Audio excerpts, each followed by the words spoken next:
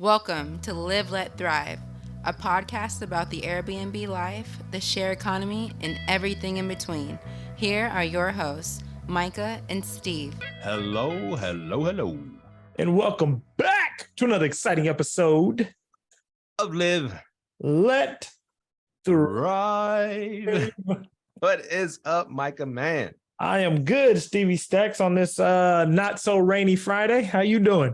I'm doing great, man. Excited to get started on this wonderful podcast. We've got a wonderful guest. And it's funny because I was talking to a host back and forth, trying to put some guests at their place, an Airbnb host. And they manage their own little unit. They're like, oh my God, you gotta respond back to me, and I gotta respond because I'm gonna get hit by Airbnb, and because the algorithm, they're paranoid, dude. They're paranoid about Airbnb and tagging them and punishing them and this and that. It's like, oh man, I forgot how scared people, early on, how scared people are. But people are still scared of Airbnb.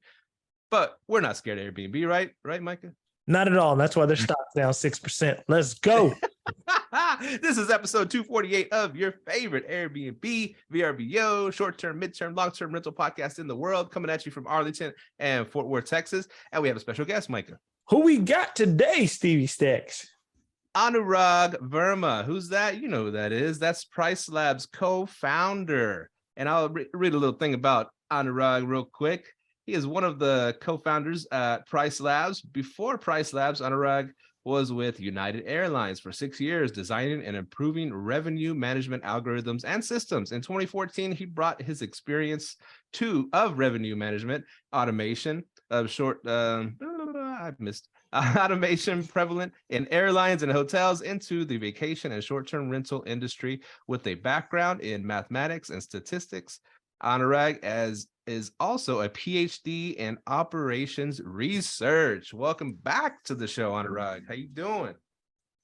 Good, Stephen. Thank you so much. I did not realize quite what the mouthful that introduction was. I will cut that down next time. Well, see, the thing is, we were talking about, he didn't recognize me because, I've aged. I've had a couple little kids, and I cut my hair and my beard, and I got a lot of white and gray going on. Plus, now I guess apparently I can't read my phone anymore. So I was struggled a little bit on that one, man. I need to make the letters, make it a grandpa phone, make the letters real big. But we're excited to have you back. It's been about 4 or 5 years since Anurag's come on, like 29. It was 2019, I think. I think it was 2019, yeah. So it's been a while. The landscape has changed quite a bit since then. And I guess we'll jump into how has dynamic pricing changed? Yeah. All right. Oh, that's a question. Yeah. Sorry. Cool. No. So 4 years back, a lot of the basic principles were the same of what revenue management is, how is it done. I feel what has changed, at least for us, is the kind of data quality we have now. And a lot of that, over time, as our team has grown, we just now scan, store, process way more data than we used to back then. I think back in 2019, it was 6 of us at Pricelabs.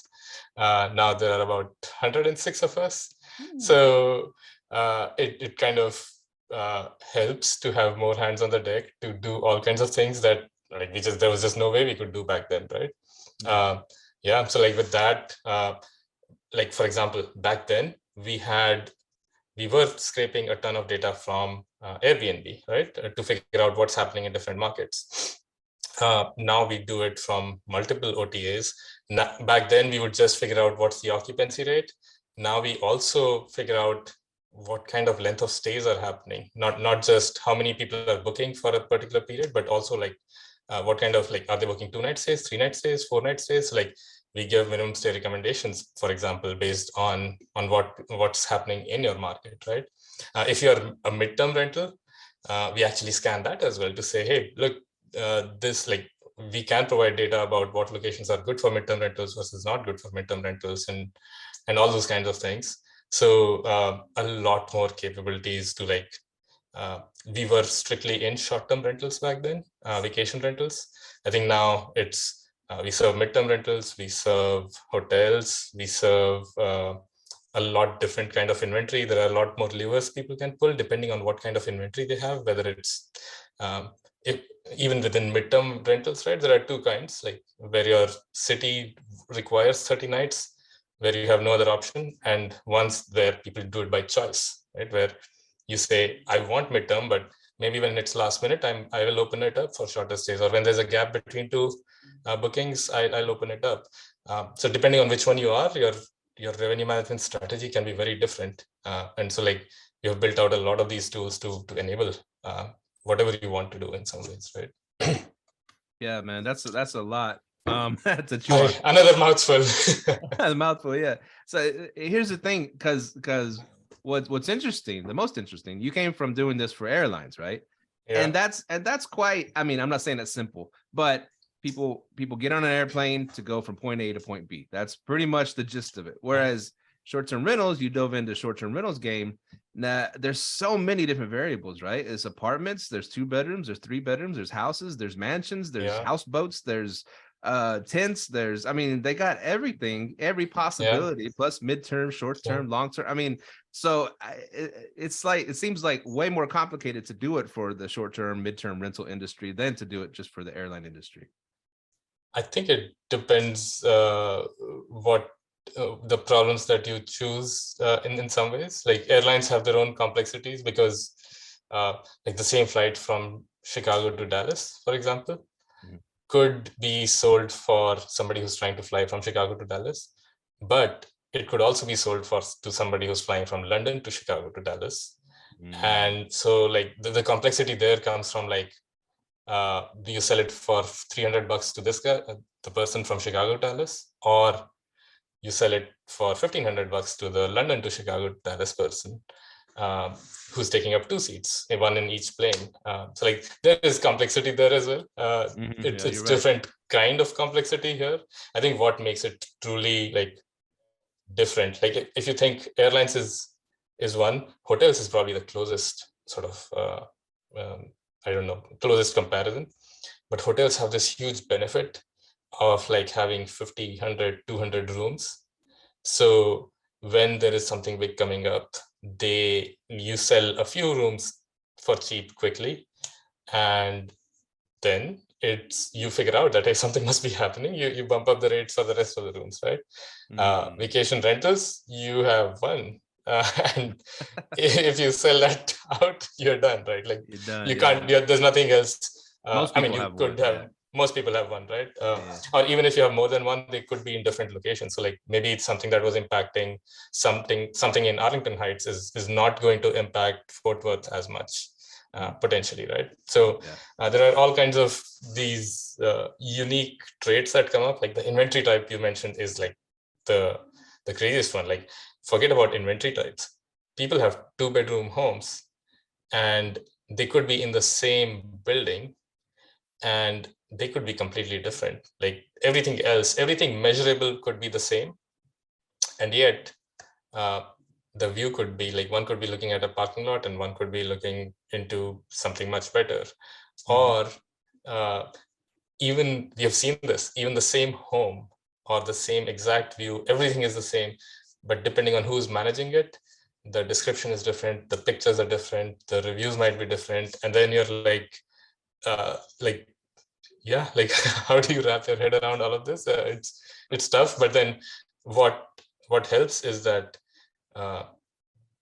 most of our customers, like we provide a lot of data, a lot of automation, but it's not like we expect our customers to do nothing. Our customers also know their home, their inventory, their style, right? So they bring in their own smartness and then use Pricelabs. And in that, like we say it in our onboarding, like the best benefit comes when you marry what you know to what we know, essentially. So that's where like each inventory type, whether it's a tent or not, all of that, you know this really well. We can provide you data about it, but then you know so much about your location and your home. You combine what you know with what we know and automate stuff, and that's where we think the magic happens. Nice. Myka, you're muted. you're muted. Yeah, one question I had for you was, Yeah. I know you guys have really added in a lot of features. And one of those features I noticed you guys had done was adjacent pricing, right?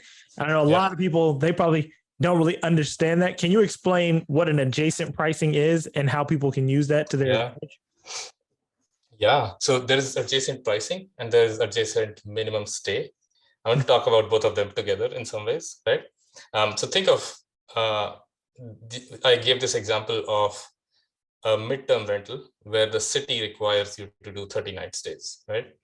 And suppose you got a 30-night stay that's ending on April 30th, right? Now, what you don't want to happen is for somebody to book a 30-night stay starting May 25th. Because if they do that, you have these 25 nights in between. If you were doing midterm rentals out of choice, you would be like, let me take short terms in those 25 nights. But if the city requires 30, then those 25 nights are wasted at this point, right? What you could do, for example, is with adjacent pricing, what we do is we say, okay, we look at the bookings you have. And if you turn this on, we will say, let's say a discount of 50% for 5 nights that are adjacent or 10 nights that are adjacent to an existing booking. Now, anybody who's going to book a stay using those 10 nights is not leaving a gap, thankfully. And for doing that, they get an incentive, which is a cheaper price. Whereas people who are booking, leaving a 25-night gap, instead have to pay sort of the full price. So you are going to lose a little bit. The answer is, if you get this booking, but at least you're not wasting a lot of nights in the process. And you can set it up so that with the discount, the price still comes out to be something that you're happy with. And if they leave a gap, then they pay more. Even better is the adjacent minimum stay stuff. I feel what you can do is you can say, hey, I want a 30-night minimum, but you can set up these rules that say, if I already have a booking, after the booking ends for the next 10 days, my minimum stay can be 30 nights. I'm okay with that. But if somebody is going to book from day 10 to day 20 onwards, checking in day 10 to 20 onwards, then I want at least a 60-night stay. If they are going to waste 10 nights, they better book a longer stay. Or if they're going to leave a 20 to 30-night gap, make it a even longer stay, or even 60 is fine, to say, okay, if you are going to waste 25 nights on this home, you better be booking a long stay here.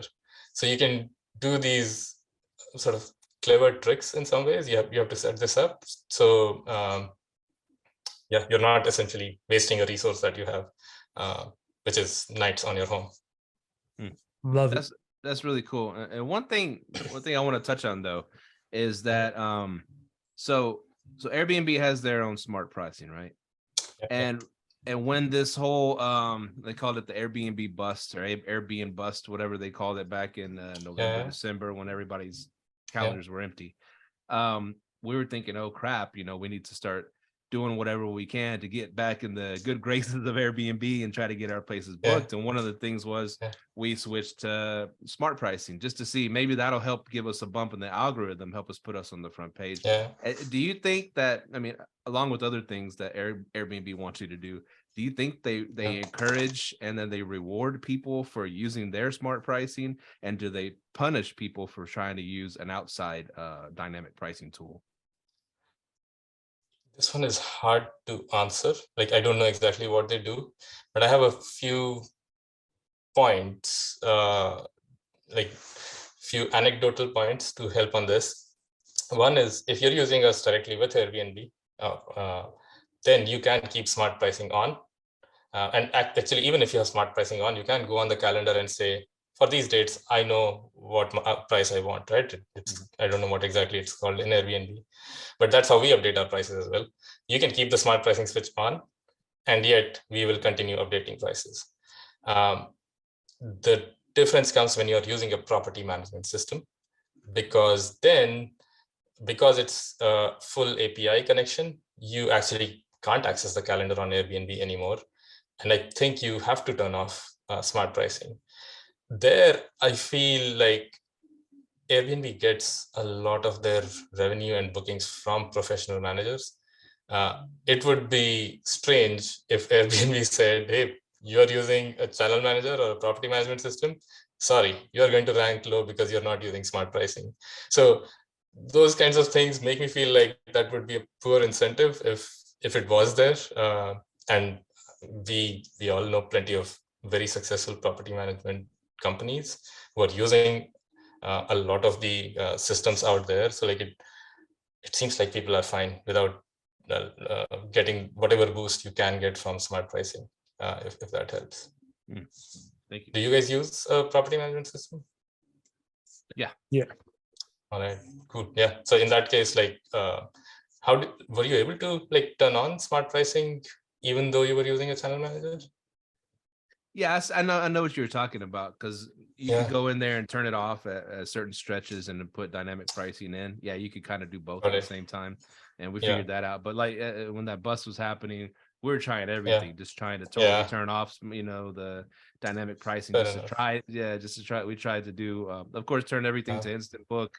Did all the stuff they wanted us to do, took off cleaning fees. We did crazy stuff, man. And then one of the crazy things was turning off dynamic pricing. But we got bookings, but it was not good, man. It was just like cheap bookings, and it wasn't consistent. Their smart pricing, so many bugs to it, man. I mean, it's real buggy. I mean, it was crazy. But so we went back. I mean, right now it's going great again. Luckily, we're getting tons of bookings, and we got dynamic pricing back on. So it's looking good, looking better. Yeah, that's why it was called the Airbnb bus and not the short-term rental bus. Yeah, they do make you turn it off if you are using, because I use Hostfully, and then I use my Hostfully to connect to Pricelabs. So you said the adjacent factor. One, I love that. I think that's really good, especially for the midterm rentals. Can you go into, because I know you guys have you guys already, because I keep up with all your updates. Have you guys already released that hotel data tab, or is that coming? Yeah, it's already out for everyone. Okay. And can you explain how that can help hosts? Yeah. So the thought there is we have always shown comparative short-term rental data on like next to the calendar. If you want to see what are other people charging, how are other people booked, like, so for example, you can go and see for July, for every date in July, what kind of occupancy is coming up right now. What we have heard from a lot of our urban customers is that they are a accommodation provider, being on Airbnb essentially, right? So in some way or the other, they are, especially if they are a smaller home, they are competing with hotels as well. So they want to see and keep tabs on what are some of the comparative hotels doing. This is the urban side of things. And then there is the destination rentals, where there are resorts where there are vacation homes within the resort. And then the resort also has their own inventory that they directly sell. Like, so it helps our customers to have everything in one place to see, like, okay, I can rate shop and compare my prices against not just my competitors in short-term rentals, but also what is the resort selling at? Because a lot of times when somebody goes, like, say Orlando to or somewhere else, Miami, you're essentially trying to find, like, unless you have a constraint where you have like kids and stuff and you want a kitchen, you're kind of shopping around. You're like, what's the best I can get? So that's a thought to say, regardless of what kind of inventory is available, people should be able to find everything that they compete against in one place. Does that? Yeah, gotcha. Yeah. I briefly spoke about this neighborhood data thing where we show short-term rental data, and like, you can see for July what's coming up. I don't know if you guys noticed, we added 2 small checkboxes. So you can overlay last year's data there. Nice. Especially when you're going through this period where like you're not getting bookings and you're like, is my market slow? You can go there. You can say, okay, July 15th is 20% booked this year. What was it booked last year? And last year it was probably 60, 70, 80% booked eventually.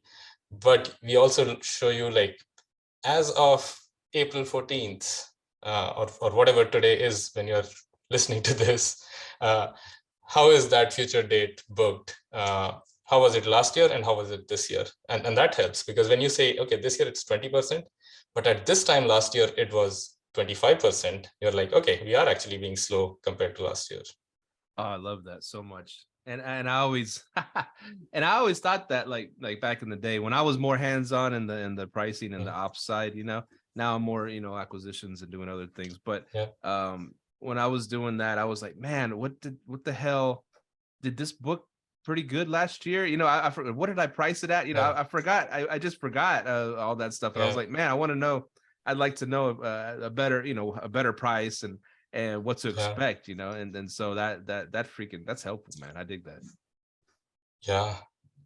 I was gonna ask you also, so what makes are y'all the best are y'all the best dynamic pricing tool out there, and what makes y'all the best in your eyes? All right, in my eyes, we're definitely like the best out there. Right? Sort of a biased answer, but truly something that we believe in and want to continue building on, right? What makes us one of the best is a bunch of multiple things. Like, so for customers who are more on the 1, 2, 3 property range, or like who are doing it as a single person thing, there's plenty to do and plenty of automation where you just don't have, like, large companies tend to have revenue managers who are looking at things daily, day in and day out. We provide a lot of automation that, so one is automation, right? Like, and that automation comes through customizations in a lot of ways. Like, it's not just prices, it's all these things that you can do with minimum stay settings, all these things you can do with adjacent day settings, and like, you can think about a strategy and then execute it and automate it and then be like, okay, I don't need to keep coming back to this in some ways, right? The second one is just the intelligence part. Like I talked about, one is dynamic pricing, which of course is the most important thing. But then there's the whole minimum stay settings. Like, when should you increase it? When should you decrease it? A lot of times we get customers today who come to us and say, look, I mostly get 7+ night settings. I keep my minimum stay at 7 nights. And we show them this data. And I think at least right now, we are the only ones who show the data and show minimum stay recommendations as well, to say, in your location, like, more than half the bookings are 3 and 4 nights. Like, by having your minimum stay at 7 nights, you're actually losing out on plenty. So those kinds of things, like just providing intelligence around what should you set your minimum stay to be, what should you set your prices to be, and then giving this layer of customizations to automate strategies that you can't otherwise manually do. That's on the segment where you have a few properties, you're doing it all by yourself. And then there's the segment of larger companies where they have 100, 200, like I think our largest customer has about 1,800 properties. Now, when you have that, it becomes very hard if you were going to do everything for every single property. Like, it's unmanageable, right?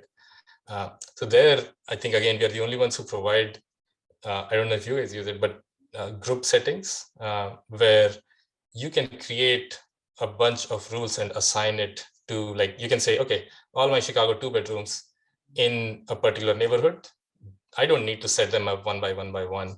I can just create a group and put them all in this, all the Chicago listings, 2 bedrooms in this group. Mm-hmm. And that's it. My setup is actually done.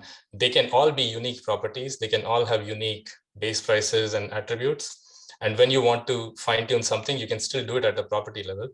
But the broader strategies, you can control it at a Chicago level. So you're not, if you have to change Thanksgiving minimum stay to 4 nights for all of Chicago, it's one calendar where you do it and you're done.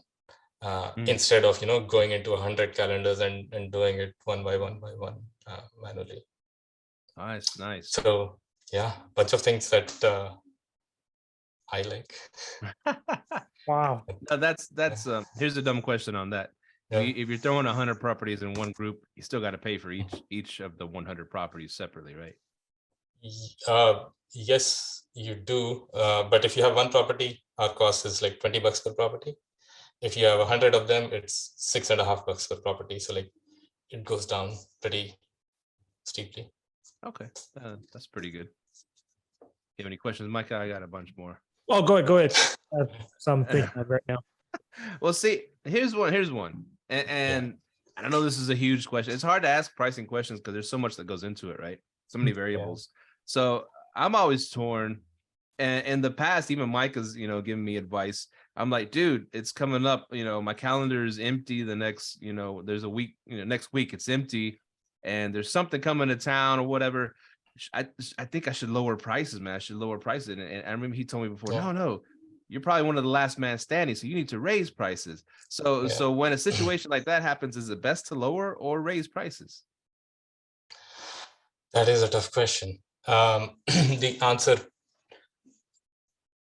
answer is actually very easy if you happen to own all the remaining properties, as if you were literally the last man standing, right? So think of it this way. Suppose there are 100 homes in your area, right? And just assume that all 100 homes are very similar, right? And somehow magically, suppose you knew that in a week's time, when that event happens, you're expecting about 10 homes to book. Like 10 more people want to come. 10 people want to come to this event and haven't booked a place yet. Let's say we magically somehow knew this, right? This itself is very hard to know. Now, if everything else is equal, you have a 1 in 2 in chance of getting booked, right? If it so happened that you knew that 19 out of those 20 homes are going to get booked, you actually now have a 95% chance of getting booked. Like you can make the price in some ways to say, look, it's all about how much supply is remaining and how much demand is remaining. If you were in a hotel and happened to be the only hotel in the area, then even if you had 20 rooms open, you could say, doesn't matter which 10 get booked, I'll raise prices for all of them. That's sort of a monopoly, right? Where you're able to do this. In short-term rentals, it's not a monopoly. It's the 20 remaining homes have all 20 different owners. They all want at least something. So you get into this competition, especially if it's going to be 50% booked, the remaining inventory. If the event is big enough, if you have enough data about, look, this is not 90 homes out of 100 are going to get booked, it's 99 homes out of 100 are going to be booked, then you can try to be the last man standing. Otherwise, we generally say, if enough inventory is still going to be left unbooked, try to compete on price a little bit. On that note, real quick, what the hell happened in Arizona for the Super Bowl? Yeah, I have heard competing stories.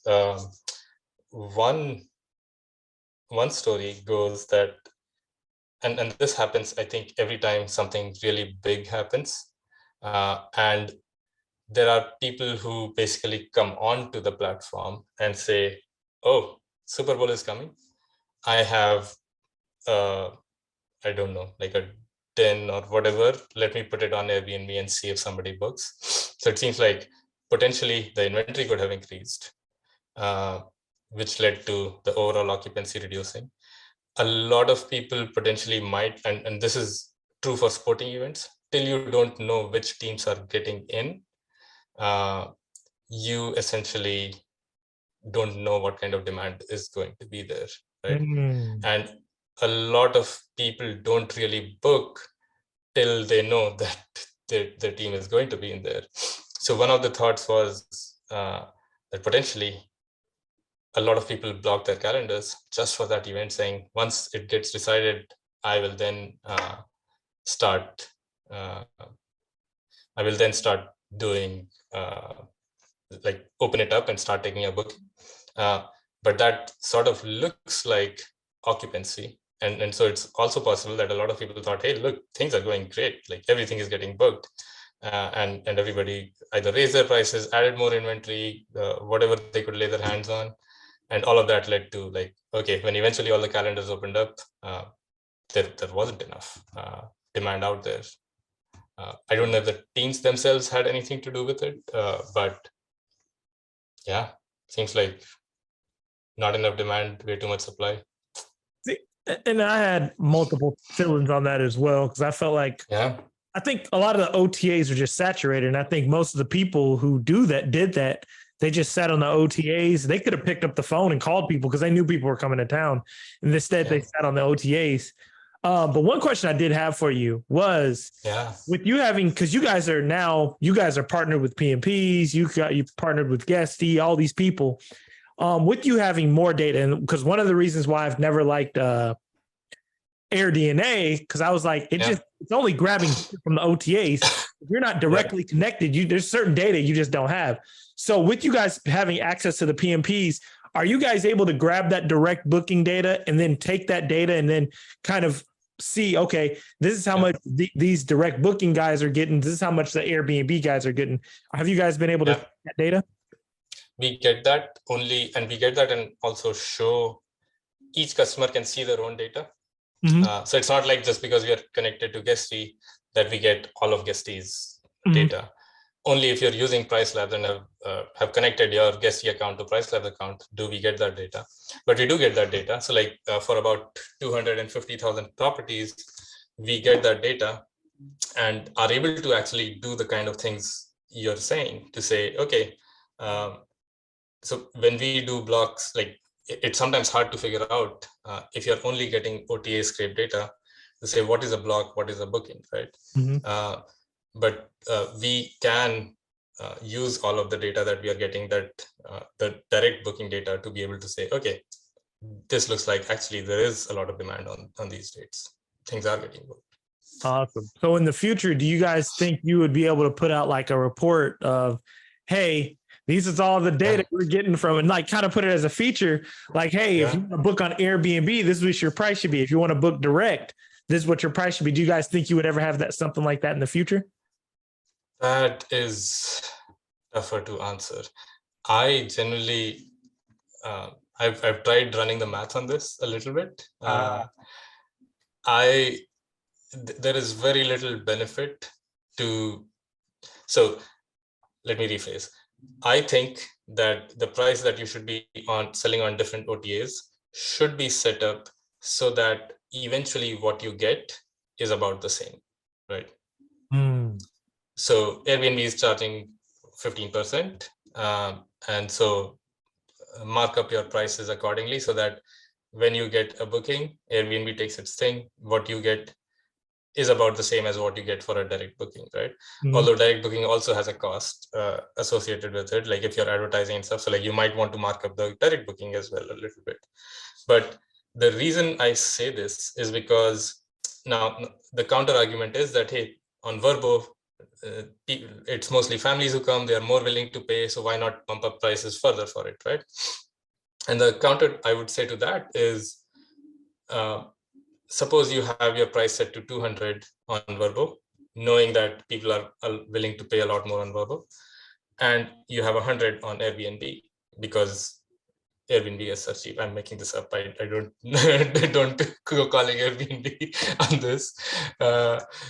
And then you say, okay, now as a host, you would be like, every time somebody books via Airbnb, you're going to be unhappy because that could have been a VRBO guest paying double the amount. And I'm again making this double amount up. It could be 15% more, 30% more, but whatever more it is, I could have made more.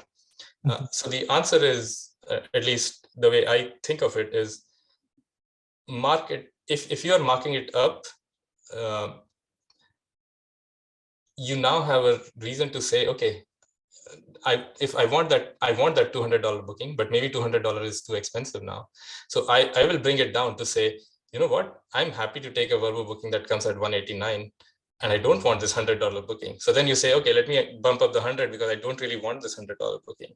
And then you keep doing that, and effectively you get an answer to that says, I'll price myself at 140, where I will still fill up my place, and I will have a healthy mix of VRBO and Airbnb, and I'm making more money, rather than selling one at 100 and one at 200 and just hoping and crossing my fingers that somebody from VRBO books instead of somebody from Airbnb booking.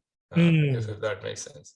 Gotcha. If you had an unlimited number of nights to sell, Like if you were an Amazon retailer that was selling wine, wine or some product that's not like, one and go, then you could say that when I'm selling on Amazon, people are price sensitive, I'll sell for cheap.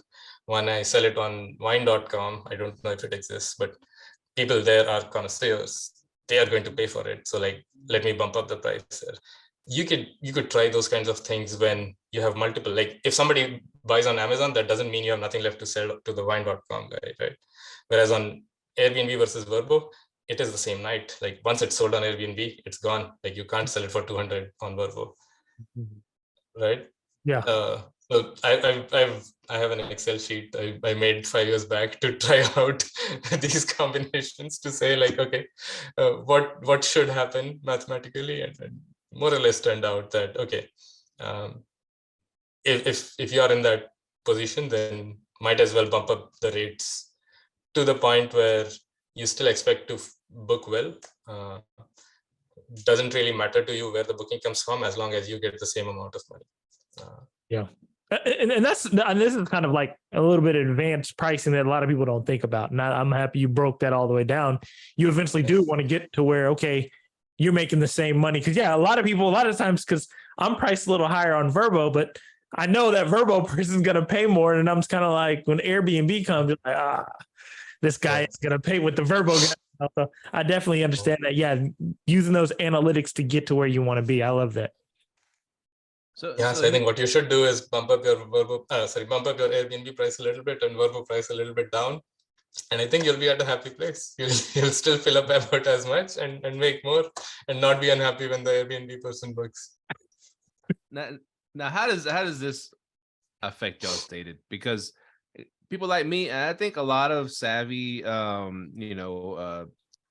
travelers, they'll go to an Airbnb that they like, oh, this is really nice. When they see a little logo up in the corner, oh, who's South Padre Island Rentals? Let me go check them out. Go to their site.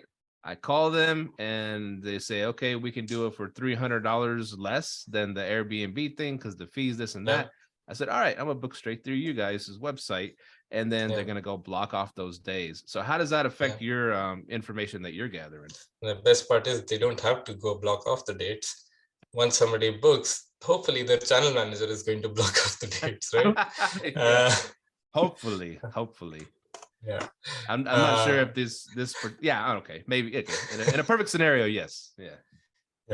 And most of the times channel managers are fairly reliable now, so they do end up blocking the dates off.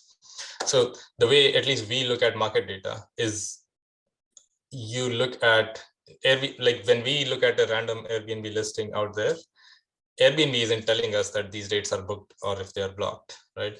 All we are getting to know is that those dates are unavailable in some ways. So we essentially keep checking every property's calendar every day to say, okay, what is going on? Like today, these dates are available. Tomorrow, they are not. Multiple things could have happened. And suppose this is how today, all of May was available. Tomorrow, May 10th to May 14th is unavailable, right? 5 nights are unavailable. To us, it could be that it was a booking on Airbnb. It could also be a booking on VRBO. It could be a booking on your direct website. Somebody could have called and booked. It does not matter. As long as it was booking, those 4 days or 5 days will disappear, right? In this case, if we make the assumption that, hey, 4 days disappeared or 5 days disappeared, it must be a booking, we would be right, regardless of where it came from. It could also be that they had a long-term maintenance due and they said, these 4 dates are when I'm going to do it. And we wouldn't know any better because, well, hey, all that we get to see is whether the date is available or not, right? Like what else can you do? This is where Myka's question of like, hey, can you also see what's happening like from the direct data to see like, thankfully, if there is a maintenance kind of a thing, it's not like 100 properties will have the maintenance on the same dates. So it's not like it will show up as a spike on that day. But if it's a true demand event, then it does show up as a spike on that day, right? But what I was trying to say was, regardless of where the booking comes on, the outcome is the same. And that outcome is what we are monitoring. If that makes sense. That makes a lot of sense. Yes. And let's just say in the last few years, millions of new hosts have entered the Airbnb, market, right? It's been an explosion. So a lot of these, a lot of them that I know, that I speak to, the ones that are starting off, that have 1 unit or 2 units, they're not really using, a lot of them don't use the dynamic pricing. A lot of them might not even be using smart pricing. They might just be manually putting it all at $100 a night or whatever, or $50 a night, really, really plummeting the market. So how does that, how does that affect people that, like us, that want to utilize dynamic pricing, but other people are just giving away their house so cheap? Yeah, I think I'll come to that. But I thought these days when you sign up as a new host, smart pricing is automatically on for you. Like, you have to actively turn it off if you don't want to it. turn it off. Maybe, I don't know. But even so, like, that itself is usually low, right? Like, so your question is still the same. Like, if every new host that's coming up is pricing low, like, what do you do? From a algorithm perspective, at least in every pricing system that I've seen, you as a user still has the control to say, like, hey, all of these homes are inexpensive, but I know that demand in this location is willing to pay a lot more. I'm going to put my home at $200 a night, although everybody else has it at $100 a night, right? So you still have that control. And when you say $200 a night, it means maybe during high season or peak dates, it will go higher, and last minute it will go lower, and all that stuff. Now, you could do that. You have that control with any dynamic pricing provider. You don't control the guest, though. The guest, if they are finding enough options to book for $100, and if the options are good enough, then they are going to book it. Like, and if there isn't enough demand, and there are enough of these good enough properties that are cheaper than you, it's quite possible that they get booked and you don't. In response, you will get feedback. You will see that, hey, my calendars are empty. Like, I need to do something about this. And you will say, okay, it used to be that the market was a $200 market. Now there is so much supply. I need to react to it, and I need to lower my prices. We provide base price help and all of that stuff, so that you can see, okay, is our recommendation to go lower or not? We generally say you should accept that recommendation, but you should choose for yourself. But sometimes the option is to say, like, okay, need to go lower. Sometimes you can also play on the value part of it. Like, if your reviews are really good, if you have plenty of reviews, you can still stay above the market. And there are guests who prefer sort of the trusted host rather than the new host, and who will hopefully book you. But all of that shows up in, like, one, as a host, you do your best in differentiating your property. But if nothing else is working and there is demand and it's just booking cheaper stays, you have to eventually think of lowering your prices, right? That's unfortunately what economics is. It reminds me of way back in when Southwest Airlines would go to a new city and do their freaking $59 fares, and they would literally put airlines out of business. They didn't want them to come, So, but they had, what could they do? They were charging $300 for a flight, and the Southwest would come in and charge $59. But then, like, only if it is realistic. Like, if Southwest, and clearly Southwest could sustain their business at $59, right? If somebody is doing it at $100 and not being profitable, not being able to pay their mortgage or whatever it is, then sooner or later that's not going to sustain, right? So if it looks like, there is, even after paying, charging less, getting all the bookings, you are able to, like, sustain a business, then that is a business by definition. Yeah, I remember Myka said it. Myka brought it up, made a good point, because he's like, Houston got really oversaturated, man. everybody went to Okay. Houston because there was no rules against no permitting, no Okay. rules to get Yeah. into it. So everybody and their mama got an Yeah. Airbnb. And so what the thing is, there was people that were able to rent out like full homes for like, you know, $100 a night or cheaper, $50 a night for a whole Yeah. house, right? But Myka made a good point. He said, well, a lot of those people own those homes outright. Yeah. And they're paying, all they're paying is property taxes or whatever and utilities. Yeah. And so they can afford, like you said, Southwest Airlines Yeah. could afford to do $59 in profit. And the Yeah. people that own these houses could. People that were paying $2,000 a month for an arbitrage are getting screwed because they can't profit at that mark. Yeah.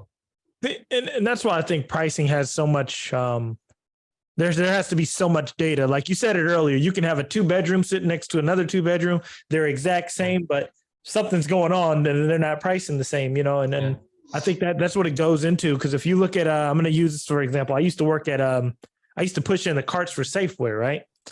Safeway's pricing, their grocery prices way more than everybody else. But only older people shopped at Safeway because you could get a guy to push out the groceries for you. You get better customer service. Okay. Yeah. And that's what I used to tell people. I'm like, if you're in the short-term rental space and you want to price higher, you need to have a good customer service type of product that those type of people want. It's kind of like on VRBO. They're willing to pay more. But there's one thing I will say about VRBO. They do want their handheld. You might have to get on the phone with them, but they'll pay you more for it. So you know, it's a lot of factors. And I think with you guys having all this access to this data, I think in the future, it's bright because you can start using that and kind of comparing and showing hosts what you need to do to be a good host. Yeah, that is something that we are hoping to get to as well, because it's a part of the larger umbrella of revenue management, right? So revenue management has pricing, stay restrictions, but then also like, hey, what should you do to your listing itself to improve your performance, right? Yeah. Now here's what I don't understand. So, you know, Airbnb is this gigantic multi-billion-dollar beast, right? And so why would they even want to mess around with something like smart pricing and do it in-house, where they could just partner with someone like you guys and say, hey, you know, this smart pricing brought to you by Pricelabs, kind of like how Apple, you know, they have the iPhone and you hold it up and what song is this? And it tells you, and it says brought to you by Shazam or whatever, whoever does. They didn't try to do it themselves. They got a company that was already doing a great job at it and just partnered with them. Yeah. Don't know if I know the answer to that one. Let me think. They need you to be as low as possible so they can get all the money they can get. No, so I think it might be, at least early on, I think the thought was, even now, the thought for Airbnb might be to like get as much share out of hotels and get people to book short-term rentals, right? Get people used to short-term rentals. And like hearing what you have heard and I have heard, it seems like Airbnb's smart pricing prices things very cheap. Now they charge a percentage on every booking. Why would they do that? Like they should be looking to set the right price so that they then also, like, because it's whatever 15%, their share also increases, their revenue will increase automatically, right? It's been going up since, I'll tell you that much, because early days, they wanted to price my house at like $17 a night or whatever. It's stupid, right? Okay. But now, and I remember when we switched back to it, trying to get out of this Airbnb bust, whatever, it was actually, I put in some pricing and it would actually say, hey, you should put it at, you know, 300. And it was saying like higher, put your prices at higher. So it was going the other way. I'll give them that. They at least, they at least want you to price it a little better than before at like $10 a night. Yeah. I did not think it was that low either, but yeah, maybe not. It was low. But no, but yeah, so like honestly, don't know the answer to that one. Like part of it is like, if they are a $1 billion company, they think they have the resources, and so they try and do it by themselves, right? The sad, I don't know if I should call it the sad part. The strange part about this industry is it's so fragmented that even Airbnb does not know what the true demand is. You gave that example of somebody booking direct. Like we often hear this about like our market dashboards or AirDNA or somebody else to say, hey, for this location, what does an average 2-bedroom make? Or like, how much does this property make? Nobody knows. Not even Airbnb knows how much this property is making, because Airbnb is seeing some of the bookings that come through. Some of them come through booking.com, some of them come through VRBO, some of them on phone. And it's unless you own that home and look at the every single thing that came in or are managing that home, you just cannot estimate. Like, you cannot know. You can estimate, but you cannot know what that home is making, right? So part of what it, like, given all of that, Airbnb still is sort of the dominant OTA in the US, at least, right? So if anybody, they have a really good picture of what the demand does look like. So maybe they think, we should try our hand at this. And one thing I will ask you is your comp set, because I know you guys have really gone into comp sets. Can you explain like how you use comp sets and how you can use them to give you better pricing recommendations? So comp sets, at least the way we do, so there are two parts of comp sets. One is automated comp sets, like the ones for every property, we basically say, hey, what are the properties that are around you that we look at and say their occupancy trends should matter to you in some ways, right? Mm-hmm. I don't know if you're talking about that one, or there's another place in market dashboards where you can handpick your comps. Was that the one that you were asking? The one where what you were just saying, the one where you're automatically doing it. Got it. Yeah, the automatic one is essentially, we are constantly tweaking that one, right? So we used to do this thing where we would say, hey, we want to be very hyper local, so that what location matters more than anything else, right? And so we would say, if you are a 2-bedroom home, we still want to look at a 5-bedroom home if it is right next to you. And then part of it is also because larger homes tend to book early on. So like if there is something big happening, by tracking that 5-bedroom as well, we get to know that something is happening. We have been experimenting over time to see like, okay, from a pure price recommendation perspective, does this do better? Or if you're a 2-bedroom, leave out the 5 bedrooms and 6 bedrooms out of the equation, even if they're right next to you. Now what we found generally is that, okay, it actually makes the algorithm better if you just focus on very, very similar kind of homes. So that's a change that we made, I think, about 5 months back, 4 or 5 months back. Wow. Yeah. I love that. So there is, like our algorithm is constantly getting its tweaks and fine tuning and all of that stuff, depending on what we find. Yeah. So to everyone listening, that is why it's important to have your channel manager and make sure you're updating your data correctly, because then it gives you better data to send to Pricelabs so you can get better pricing recommendations. That is true. Yeah. Although hopefully everybody has the right number of bedrooms in their channel manager, because that's what gets published on the OTAs as well. So you'd be surprised, man. Make a closet a bedroom. Yes. So okay, I'm really trying to get into PeerSpace, right? Do y'all offer like dynamic pricing for PeerSpace, or is that just way too hard to do? Not yet, and I'm blanking out on what exactly does PeerSpace do. So PeerSpace is you can rent your house or apartment or condo, whatever, by the hour. So they can come do a photo shoot. They can do even they can rent out your house and do like a quinceañera or a wedding, or it's for events. Yeah. It's for events, but yeah. I don't have any idea how to price that crap yet. So I'm just yeah.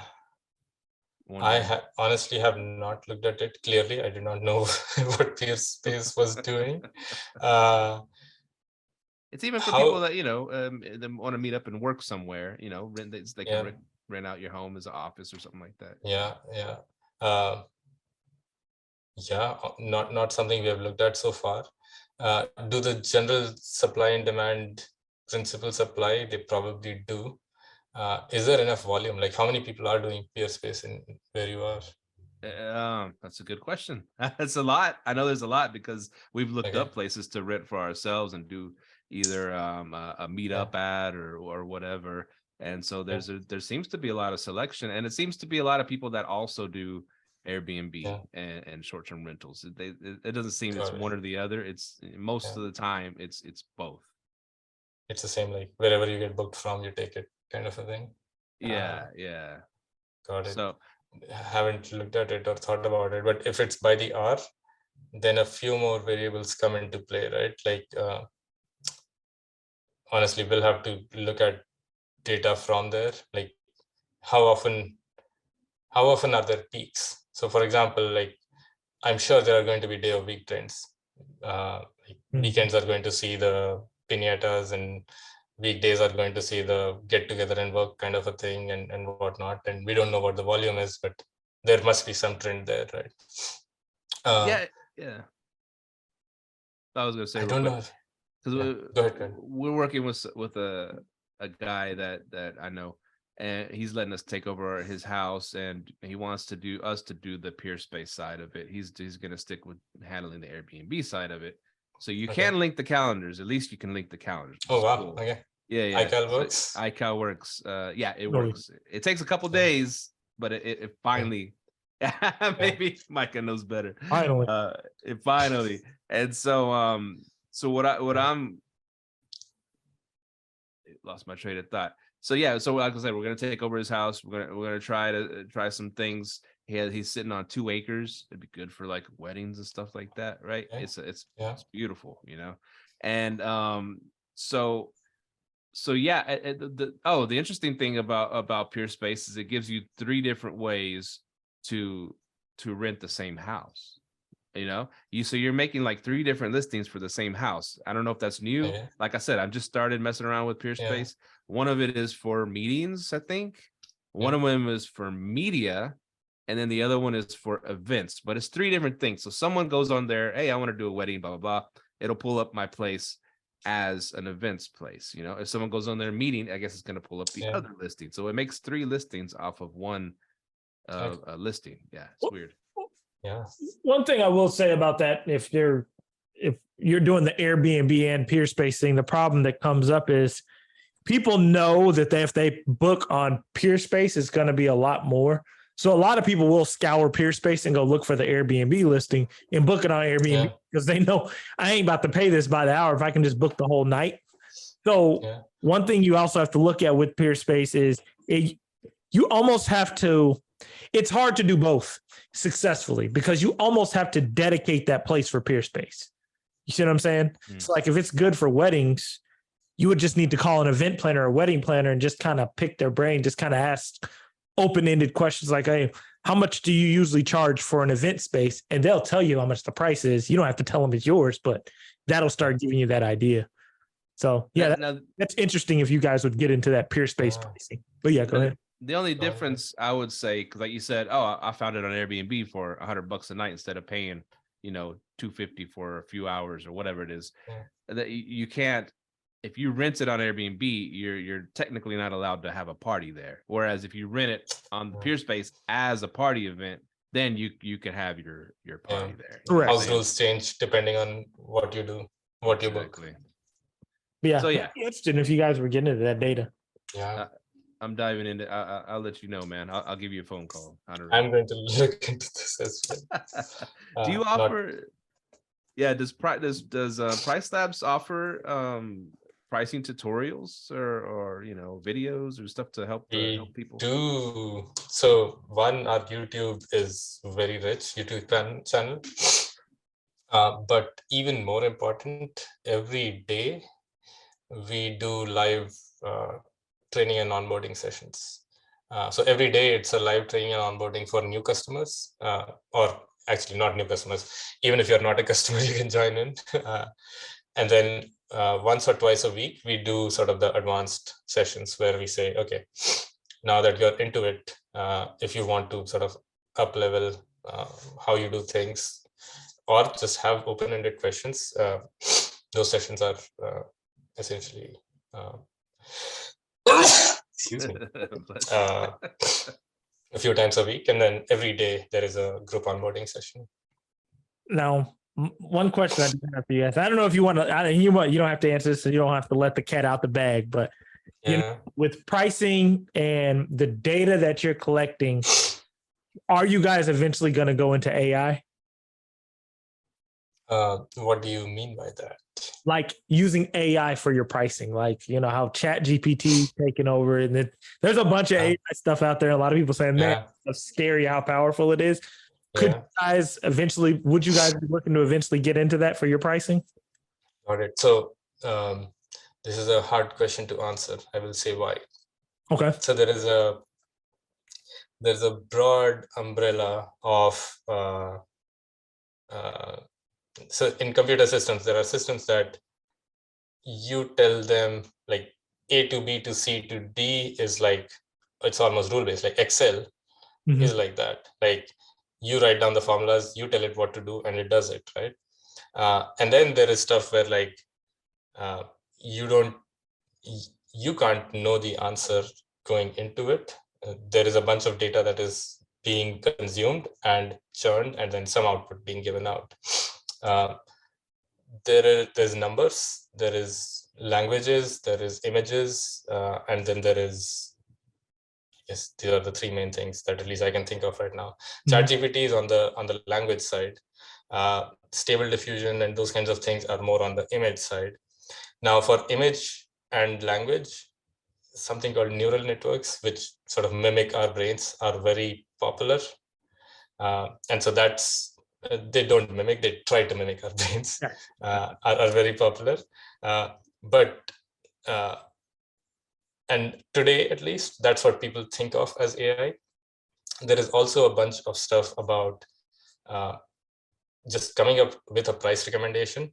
Depending on who you ask, they will say, this is AI, versus somebody else will say, hey, this is just a statistical model. But deep underneath, everything is a mathematical model in some ways. So like, it's kind of hard to say like, okay, will we get into AI? Most people, when they ask that, at least in the data science world, seem to ask, are you going to use neural networks? And that question, at least to me, is unlikely for the foreseeable future.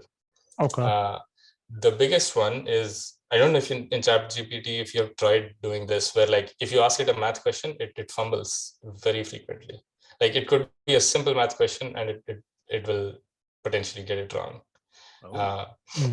So ChatGPT is essentially looking at all the articles and texts written in the internet and saying what words frequently follow these other words. And when you ask a question, it's essentially trying to come up with the best possible combination of words to spit out. It happens to be that they've built it so well that it often makes sense. But a lot of times it also doesn't make sense. So like if you, I've seen examples where if you ask it, who wrote this book, and you can make up a book that doesn't exist, ChatGPT will still come up with an answer of an author. So has some political stuff behind it, huh? But yeah, I mean, I don't know political, but it's more like it's like a parrot who has been taught, and then if you ask it a question, it doesn't know, like, okay, this thing doesn't exist, but it's like, okay, author, let me find out what authors exist and spit out one of those names. That reminds me. It reminds me of the dude at work. That's a bullshit artist. They call him. You ask him anything, and he has an answer, a long-winded answer for everything, even though he's bullshitting. Anyways, that's ChatGPT. No, but so not saying it's not useful. It is very useful. But when it comes to numbers, you need some precision, some predictability. You kind of want them to be right more often than not. Yeah, for anything to do with numbers, it's a little not, at least today, not the right kind of tool. And of course, that could change in the future. Like there is plenty of stuff that even for language processing that 10 years back, people would have said, no, this is probably not going to work, but clearly it is working now, right? So never say never, but at least the way it is today, for something as, in my eyes, as important as a pricing algorithm, when you give an answer, you want to be able to back it up to say, why is this the answer? Now, this is weird, and this might be perception. It might not even be anything to do with data. But I've seen all these VRBO commercials, and you've probably seen them too. It's like at VRBO, you're gonna enjoy your stay because you get the whole place to yourself, and they're just trying to beat that into our heads. I'm like, Airbnb, you get the whole place to yourself too, right? What they're making Airbnb like you're sharing a room with some strangers or something like that. Now, is that data driven, or are they just saying it's just a perception people have? I think it's they are one. Airbnb allows rooms. I think VRBO does not allow rooms, right? Mm-hmm. So and then there is also, although Airbnb doesn't have as many rooms as people think, like it's fairly limited number. As in comparison to homes, right? The percentage is not as big. But at least when Airbnb began, everybody thought of it as shared rooms and private rooms, and Airbnb has now become that. So I don't know if VRBO is just playing on that strength, and they're like, hey, 5 years back people had this thing, let's remind them that we are the original full home provider, or something to that effect. And then the hotels, I forgot which hotel's doing this, the scary commercial where you go to a house and it's like these dolls are over there and it's like real spooky. And forgot what hotel's doing that, but they're trying to play on. Don't think I've seen that one. Yeah, I don't think I've seen that one. No, that's a VRBO commercial. Is that a VRBO too? Yeah, that's a VRBO commercial. They're attacking them from all angles. They're just playing on people's fears, but I think it might be falling on deaf ears because everybody has Airbnb app on their phone. Even old people at work, they do Airbnbs now. So I mean, okay, you're attacking them, cool, but they still own what, 80% of the market share? I don't know what the number is. Anyways, I thought you might know. No, I do have to stop in 5 minutes. Okay, that's okay. Yeah, we can wrap it up. We're having fun. Yeah. But we can I will say the questions have been more interesting and harder than a lot of podcasts I go to. Like, because we're doing this shit. We're not bullshitters. We're doing this shit every day. I know, like you're like going for it. Yeah. We're using you to improve our business. I apologize for that. Most podcasters are doing this. Airbnb podcasts have like 1 or 2, or if they're even doing it at all, whatever. But anyways, we're the real deal, Anurag. Yeah, know that. Yeah, I'm a real fan of you guys. I started using you years ago when my good friend, my friend out of Chicago, told me about it. So that's what I've been using. Yeah. And then I loved how you guys have steady grown into the PMP, getting everyone on board. So the market dashboards are awesome as well. So yeah, keep doing it, and thank you for coming on, and continue to keep improving your product. And where can people find you? Where can people find you, my brother? Yeah, so our website is Pricelabs, which is right here, pricelabs.co. You never bought the M. You never bought the M. We actually did. You bought the M. Yeah. Oh, snap. Pricelabs.com. I mean, we still have everything in .co, but if you happen to go to pricelabs.com, it will redirect to pricelabs.co. How much does that cost, if you could say? Can you say that on the air? Not as much as we thought it would. Really? Surprisingly. Yeah. We were basically just disinterested in it. Somebody approached us and said, hey, do you want to buy it?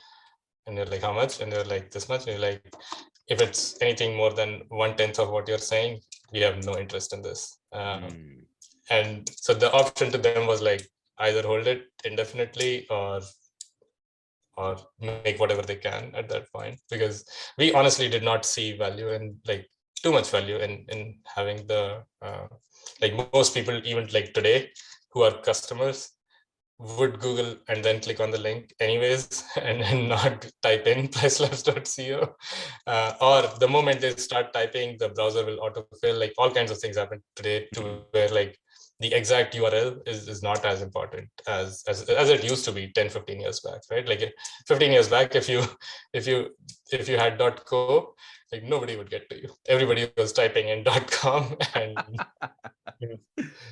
yeah.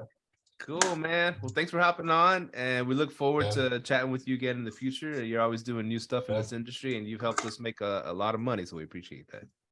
Yeah. Good. Thanks a lot, Steven. Thanks a lot for Myka for the kind encouragement and words. Yeah. Oh yeah, thank you, and we'll see you next go around. Oh, real quick, are you going to be at any SDR event? in the few I'm actually going to the MTR Summit in San Diego at the end of this month. Okay.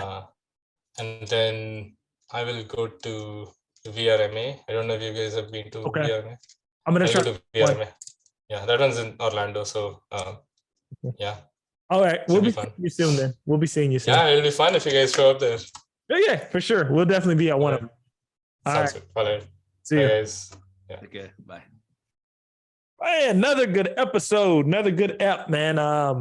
Yeah. Pricelabs is really on top of this stuff, man. I love that they're able to grab a lot of data that, AirDNA can't grab, because they're just looking at block dates and pulling crap out of their ass. I'm joking. But no, man. Man, this was a really good episode. I actually got to hang out with a friend of the show last night, Mr. Al Williamson. So he dropped some gems last night out in Fort Worth at the Botanical Gardens, and he was, his pricings are totally different. His pricing's based on the per diem when people have to come into town because he mainly goes to corporate. So I'm getting into that midterm rental market as well. But nice. This has been a great episode. Anurag, man, he's a bad dude. Pricelabs. You got me onto Pricelabs because back in the day, we were all started, I think, on Beyond Pricing or whatever. Mm-hmm. Then we're like, holy crap, you can do all this stuff on Pricelabs. And it was, I mean, it's funny because there's so many tools on there, so many different things you could do, but it doesn't feel complicated. Does that make sense? Oh, it doesn't feel like it's hard a hard system to use. It's user friendly. But it can get really super advanced if you want to use it that way. Yeah. And that's what I love about it. So like the people who do have a lot of properties that need that advanced data, it's there for you, because honestly, if you are going to be on OTAs, you do need advanced data. So like people who had advanced data didn't get hit with the Airbnb bust if they were, depending upon it. And that's very important. Like I know Federico says it all the time. You have to be educated in this space. So yeah. It reminds me, a buddy of mine was busting the chops of another buddy at work, and he was saying, "Oh man, he's playing checkers. I'm playing chess. So smart pricing is playing checkers, and Pricelabs is playing chess." I brought it all back together. There you go. Where can people find us, Myka? Hey, you can find us on Instagram at Live Let Thrive, TikTok on Live Let Thrive. Send us an email, liveletthrive@gmail.com. Remember to like, rate, leave us a review, and and we will be having probably another meetup here in next quarter or so. And for everybody that does come out to the meetups, thank y'all. And thank y'all for continuing to listen to us as well. We're going to be dropping some more heat in the next few weeks.